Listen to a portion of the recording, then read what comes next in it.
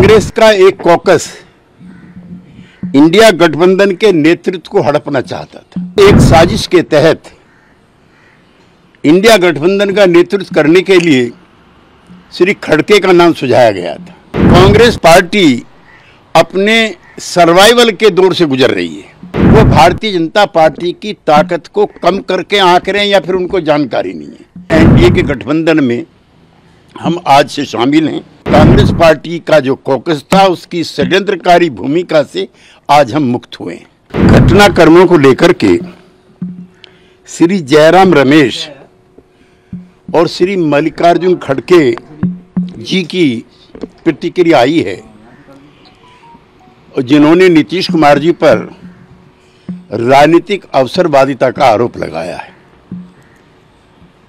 दरअसल कांग्रेस का एक कॉकस इंडिया गठबंधन के नेतृत्व को हड़पना चाहता था। 19 दिसंबर को अशोका होटल में जो बैठक हुई थी उसमें एक साजिश के तहत इंडिया गठबंधन का नेतृत्व करने के लिए श्री खड़गे का नाम सुझाया गया था।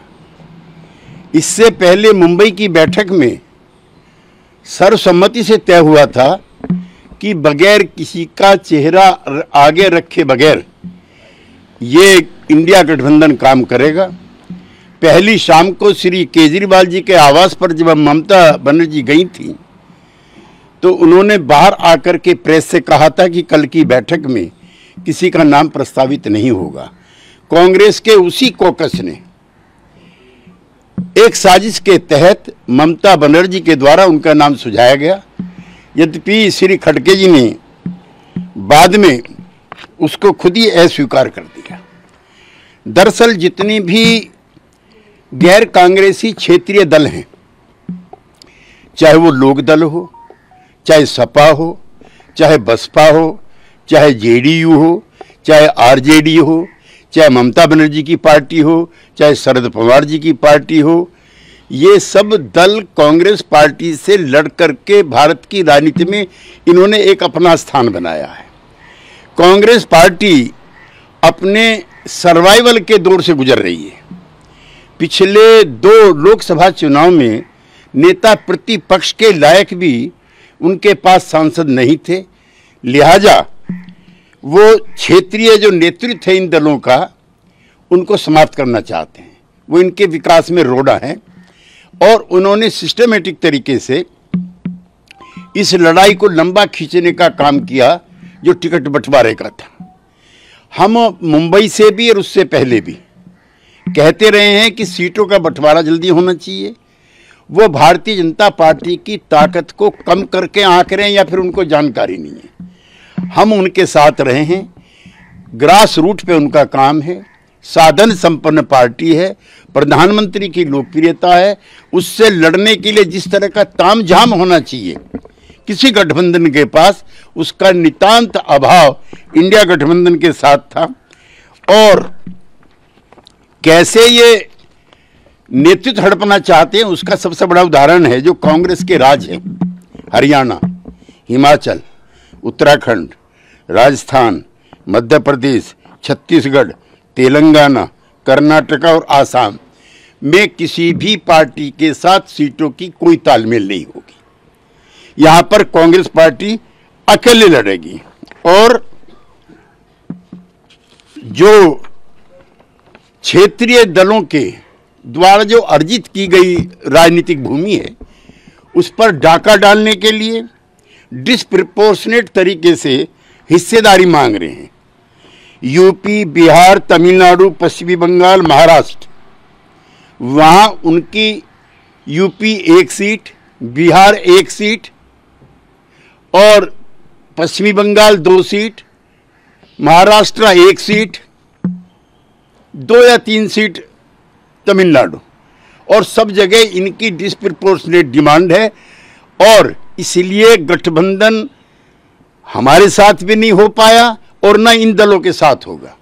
मैं श्री अखिलेश यादव जी के उस बयान से सहमति रखता हूं जिसमें उन्होंने कहा है कि वार्ता पहले से ही शुरू करके सीटों की तालमेल पर करनी चाहिए थी। हम संयुक्त लोकदल में रहे हैं, जनता दल में रहे हैं, सपा भी जिसमें हिस्से थी। आधा दर्जन एमएलए राजस्थान में, आधा दर्जन एमएलए मध्य प्रदेश में हुआ करते थे।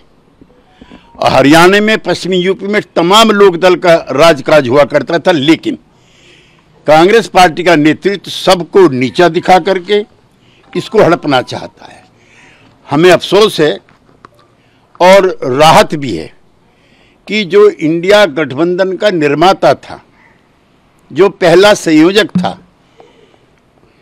आज उन्होंने और जनता दल यू ने इस गठबंधन से अपने आप को अलग कर लिया है और एनडीए के गठबंधन में हम आज से शामिल हैं। 27 सितंबर 2022, अब से 1.5 साल पहले, चौधरी देवीलाल जी की जयंती थी हिसार में। उसमें मैं भी नीतीश कुमार जी के और तेजस्वी यादव जी के साथ उपस्थित था। जितने भी वहाँ पर नेता थे, सबसे नीतीश कुमार जी ने निजी तौर पर हाथ जोड़ करके निवेदन किया था कि कांग्रेस पार्टी को इस गठबंधन में शामिल करो।